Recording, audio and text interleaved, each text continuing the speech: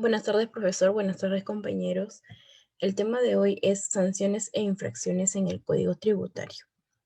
Quien les habla es la alumna Carol Edith Guamán Javier. Las sanciones e infracciones se encuentran tipificadas desde el artículo 164 hasta el artículo 188. Empecemos con qué es infracción tributaria. La infracción tributaria es toda acción u omisión que importa la violación de normas tributarias. Para ello existen tres elementos para deducir a un deudor tributario, que es el elemento sustancial, el elemento formal y el elemento objetivo. Artículo 165. Que el control de cumplimiento de obligaciones tributarias es administrado por la Superintendencia Nacional de Administración Tributaria, que es la SUNAT. Artículo 166. Facultad sancionatoria. ¿Qué es la facultad sancionatoria? Se encarga de determinar y sancionar administrativamente las infracciones tributarias y de graduar sanciones. Artículo 167. Intransmisibilidad de las sanciones. ¿Con ello qué quiere decir?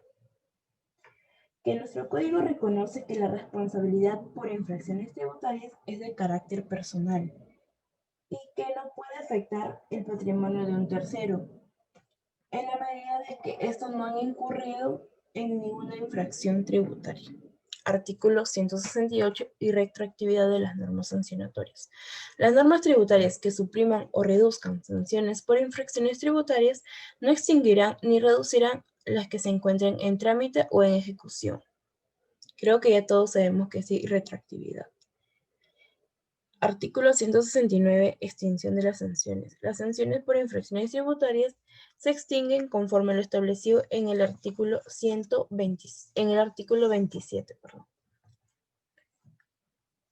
Se extinguen mediante los siguientes medios: mediante el pago, la condonación, la consolidación, la compensación y por resoluciones administrativas, declarando la deuda como cobranza dudosa o de recuperación onerosa, y otros que se establezcan por leyes específicas.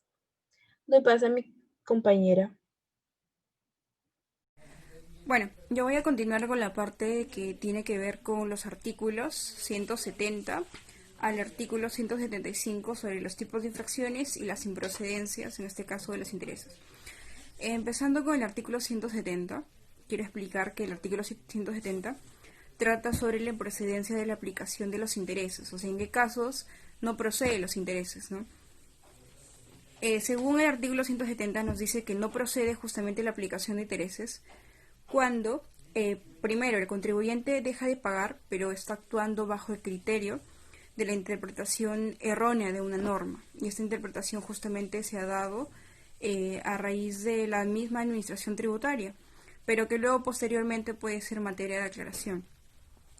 En otro caso, cuando no procede también la aplicación de los intereses, es cuando el contribuyente llega a incurrir en la omisión de pago, pero justamente lo hace ya que actuó bajo la aplicación del criterio justamente de la administración tributaria. Esto suele suceder normalmente porque este artículo nos dice que justamente se da cuando la administración tributaria tiene duplicidad en la aplicación de la norma. Luego continuamos con el artículo 171, que ese artículo justamente nos narra sobre el principio de cuáles son los principios de la potestad sancionadora que tiene justamente la administración tributaria. Esto a la vez se distribuye dentro de los artículos de legalidad, tipicidad, non bis in idem y el de proporcionalidad.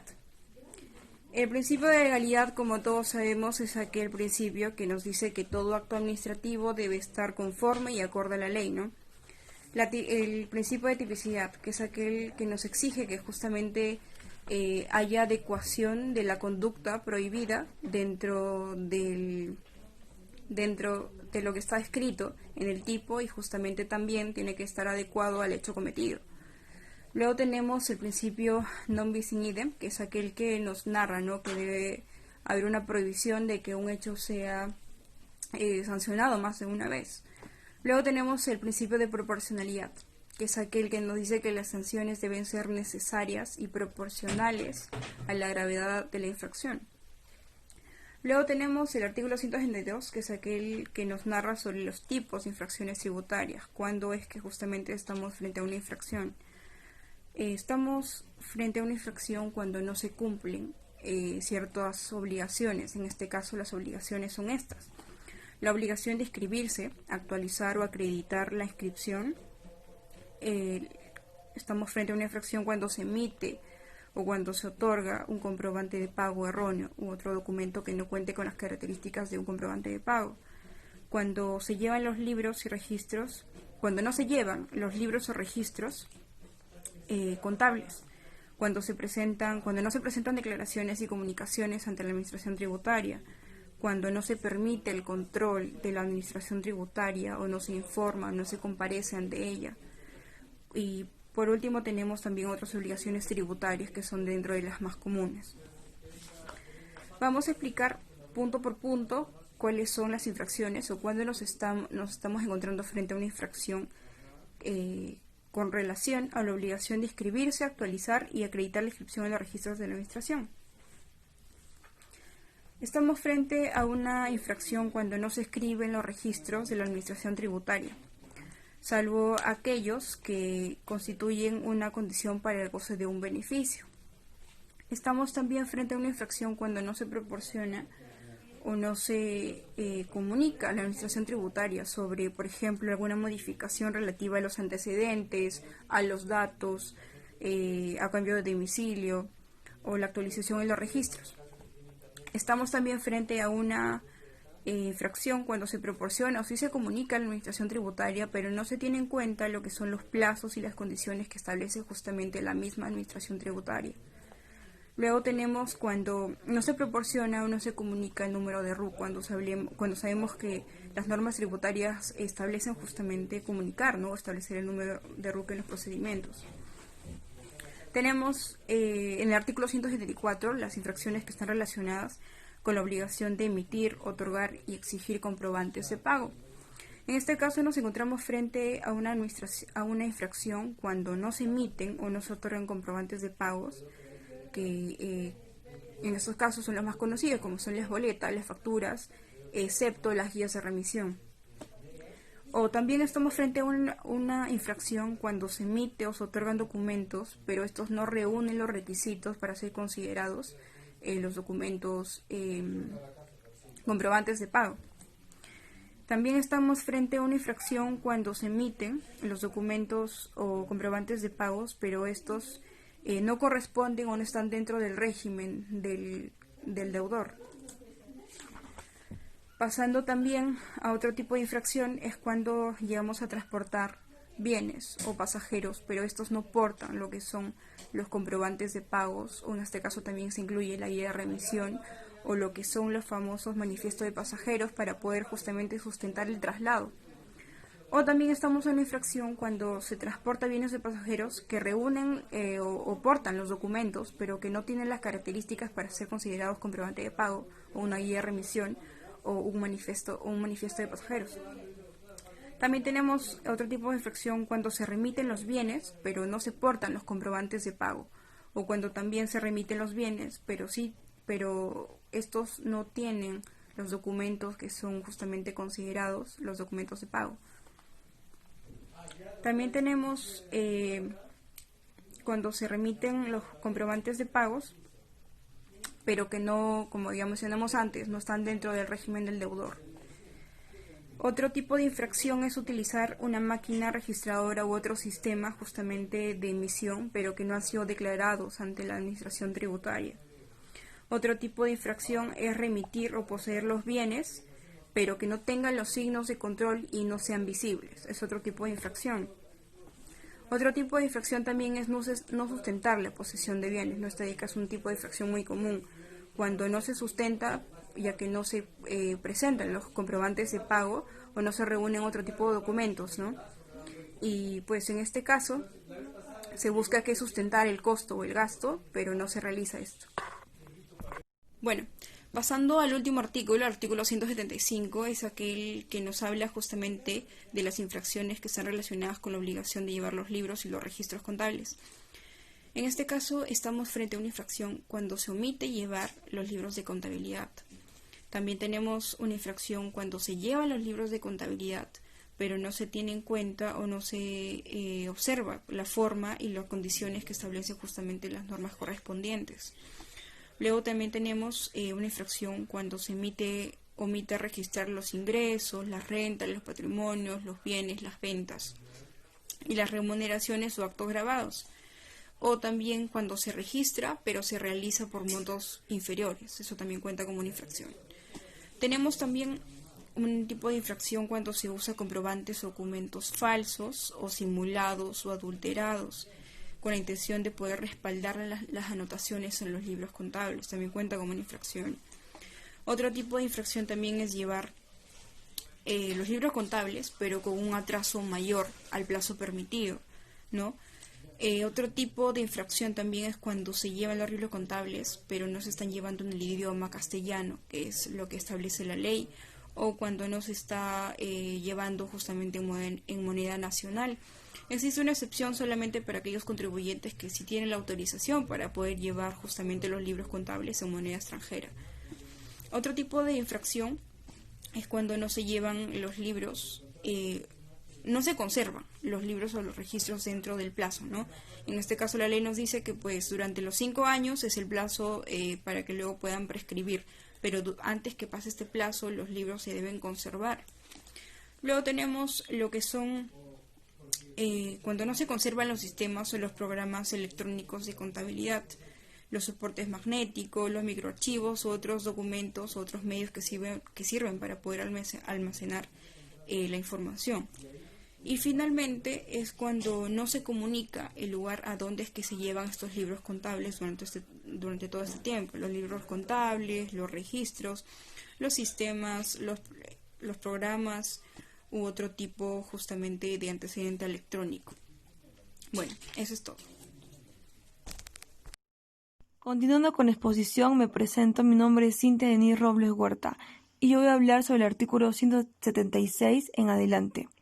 Artículo 176. Infracciones relacionadas con la obligación de presentar declaraciones y obligaciones.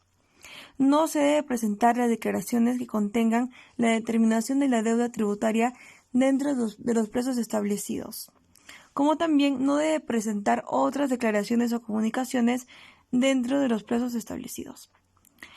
No se debe presentar otras declaraciones o comunicaciones en forma incompleta o no conforme con la realidad.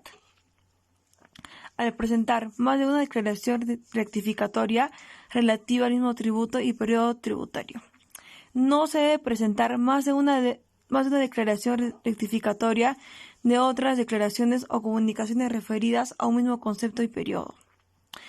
Siguiendo, el artículo 177, que son las infracciones relacionadas con la obligación de permitir el control de la administración, informar y comparecer ante la misma.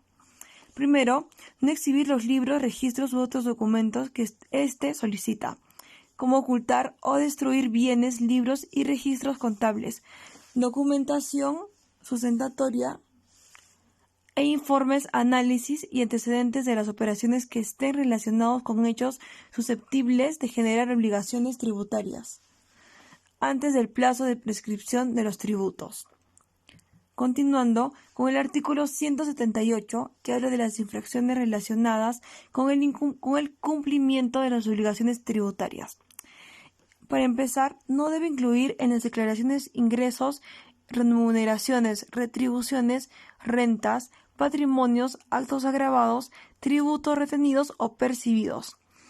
Aplicar tasas o porcentajes o coeficientes distintos a los que se les corresponde en la determinación de los pagos a cuenta o anticipos, o declarar cifras o datos falsos u omitir circunstancias en las declaraciones que influyan en la determinación de la obligación tributaria, como también elaborar o comercializar clandestinamente bienes grabados mediante la sustracción a los controles fiscales, como también la utilización indebida de sellos, timbres, precintos y demás medios de control la destrucción o adulteración de los mismos.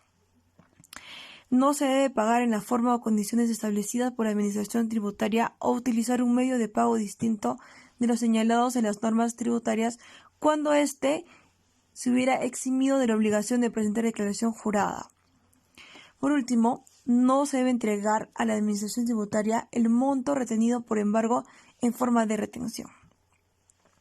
Continuando con el artículo 179, que son regímenes incentivos, se da una rebaja de un 90%, siempre y cuando el deudor tributario cumpla con declarar la deuda tributaria omitida con anterioridad a cualquier notificación o requerimiento de la Administración relativa al tributo o periodo a regularizar. Si la declaración se realiza con posterioridad a la notificación de un requerimiento de la Administración, pero antes de cumplir el plazo otorgado por este, según lo dispuesto en el artículo 75, o su efecto de no haberse otorgado dicho plazo, la determinación será una multa con la sanción que se podrá reducir en un 70%. Continuando con sanciones, hay tipos de sanciones. Por ejemplo, se aplica una sanción por la comisión de infracciones, que son sanciones considerantes en multa, en comiso, internamiento temporal de vehículos, como también cierre temporal de establecimientos u oficinas de profesionales independientes, ya que esto se da la suspensión temporal de licencias y los permisos, concesiones o autorizaciones vigentes otorgadas por el Estado. Las multas se va a determinar en función UIT, IN y que es 4 veces el límite máximo de cada categoría de los ingresos brutos mensuales de RUS, como también el tributo omitido, no retenido y no percibido, pagado, el monto aumentado indebidamente y por último el monto no entregado. Terminando con el artículo 181, que es la actualización de las multas. Hay dos tipos de multas que se han actualizado, que es primero el interés aplicable, que quiere decir que las multas impagas serán actualizadas aplicando el interés moratorio al que se le refiere en el artículo 33. Y el otro, que es la oportunidad, que el interés moratorio se aplicará desde la fecha en la que se cometió la infracción o cuando éste no sea posible establecerla, desde la fecha en la que la Administración detectó la infracción. Eso es todo, doctor. Doy pase a mi compañera. Gracias. Buenas tardes, profesor. Soy Catherine Ginger Angobaldo Mejía. En esta oportunidad voy a exponer desde el artículo 182 al artículo 188 sobre las infracciones, sanciones y delitos del Código Tributario. Con respecto al artículo 182 del Código Tributario, sanciones de internamiento temporal de vehículos, se menciona que los vehículos son ingresados a los depósitos o establecimientos que designe SUNAT. Asimismo, esta entidad levantará el acta probatorio en la que conste la intervención realizada. Luego de ello, el infractor debe identificarse ante la SUNAT acreditando debidamente su derecho de propiedad o posesión sobre el vehículo, en el plazo de 30 días calendarios, contado desde el levantamiento del acta probatorio por parte de SUNAT. Ya una vez que el infractor acredite su derecho de propiedad o posesión sobre el vehículo, ya sea mostrando comprobantes de pago, documentos privados de fecha cierta, entre otros, se procederá a emitir resolución de internamiento temporal de vehículo. Aquí se menciona que la impugnación no suspende la aplicación de la sanción, salvo que se presente garantía de carta fianza bancaria o financiera y que ésta cubre el valor de 4 UIT y debe tener vigencia de 3 meses posteriores a la fecha de la interposición del medio impugnatorio. Por otro lado, tenemos que el infractor podrá retirar su vehículo cuando ya venció el plazo de la sanción, cuando se solicita la sustitución de la sanción de internamiento por una multa de acuerdo al monto establecido en las tablas. Y por último, como ya se mencionó, cuando se otorga garantía de carta fianza bancaria o financiera que cubre el valor de 4 UIT. Por último, tenemos el caso de que el propietario del vehículo internado no es el infractor. Para esto tiene que acreditar ante la SUNAT que es el propietario del vehículo internado, por lo que se procederá a emitir la resolución de devolución del vehículo en el mismo plazo establecido para la resolución de internamiento. También puede ocurrir que el propietario, que no es el infractor, no se identifique en el plazo de 30 días calendarios de levantada del acto probatorio, por lo que SUNAT va a declarar el vehículo en abandono y procederá luego a rematarlo y destinarlo a entidades públicas o podrá donarlo, ¿no? Después tenemos el artículo 183, que es sanción de cierre temporal. Esto tiene como finalidad impedir que el sujeto infractor desarrolle actividades comerciales durante el periodo de la sanción. Esto ocurre cuando se comete infracciones de no emitir u otorgar los comprobantes de pagos o emitir documentos que no reúnen los requisitos y características para ser considerados como comprobantes de pagos. O también cuando son documentos complementarios y que no correspondan al régimen del deudor tributario o al tipo de operación realizada de conformidad con las leyes. Por lo que la sanción de cierre se aplicará en el establecimiento en el que se cometió o se detectó la infracción realmente. Luego nos menciona aquí sobre que SUNAT podrá sustituir el cierre temporal por una multa equivalente al 5% del importe de los ingresos netos de la última declaración jurada mensual presentada a la fecha en la que se cometió la infracción. Esto se aplicará siempre y cuando sea imposible el cierre temporal o cuando la SUNAT así lo determine mediante resolución de superintendencia. También puede sustituir el cierre por la suspensión de licencias, permisos, concesiones o autorizaciones vigentes otorgadas por entidades del Estado. Para el desempeño de actividades o servicios públicos, esto se aplicará en realidad con un mínimo de 1 día o un máximo de 10 días calendarios. Con respecto a la aplicación de la sanción del cierre temporal de establecimientos u oficinas de profesionales independientes, se menciona que el infractor debe cumplir con el pago de las remuneraciones que le corresponden a sus trabajadores durante los días de la aplicación de la sanción. Siempre y cuando, hay una excepción. Aquí se menciona que, salvo para el trabajador o trabajadores que sean responsables por acción u omisión de la infracción. Estos no van a ser remunerados. Después de ello, tenemos el artículo 184 sobre la sanción de comiso. Aquí afecta el derecho de posesión o propiedad del infractor, desde el momento en que el fiscalizador detecta la infracción. Esto recae sobre bienes vinculados a la comisión de la infracción sancionada con el comiso. Para esto se levantará el acta probatorio y se iniciará la intervención. Con respecto a los bienes no perecederos, el infractor tiene un plazo de 10 días hábiles para acreditar ante la SUNAT su derecho de propiedad o posesión sobre los bienes comisados. Luego de ello, la SUNAT emitirá resolución de comiso. Cabe resaltar que el infractor puede recuperar los bienes si cumple con pagar la multa equivalente al 15% del valor de los bienes señalados en la resolución. Esto siempre y cuando el infractor en un plazo de 15 días hábiles de notificada la resolución de comiso paga la multa. En el caso de que en los 15 días hábiles no pague la multa, la SUNAT podrá rematar los bienes o destinarlos a entidades públicas o donarlos.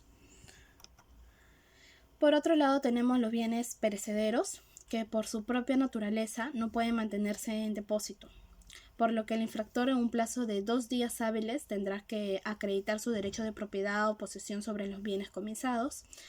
Luego de ello, en un plazo de 15 días hábiles, la SUNAT emitirá resolución de comiso, por lo que el infractor podrá recuperar los bienes en el plazo de 2 días hábiles de notificada la resolución de comiso. Cuando paga la multa equivalente al 15% del valor de los bienes señalados en la resolución realmente. Si el infractor no paga la multa en el plazo que la SUNAT, en el plazo correspondiente que da SUNAT, esta entidad podrá rematar los bienes o destinarlos a entidades públicas o donarlos. Luego de esto, tenemos el artículo 186 sobre la sanción a funcionarios de la administración pública y otros que realizan labores por cuenta de esta. Se aplica esto cuando los funcionarios o servidores públicos de la administración pública, por acción u omisión, infringen el artículo 96.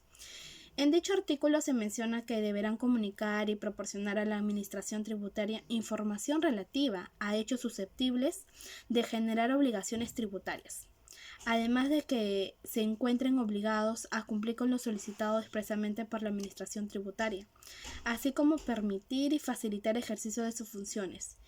Y si no lo cumplen, serán sancionados con suspensión o destitución. Esto va a depender de la gravedad de la falta.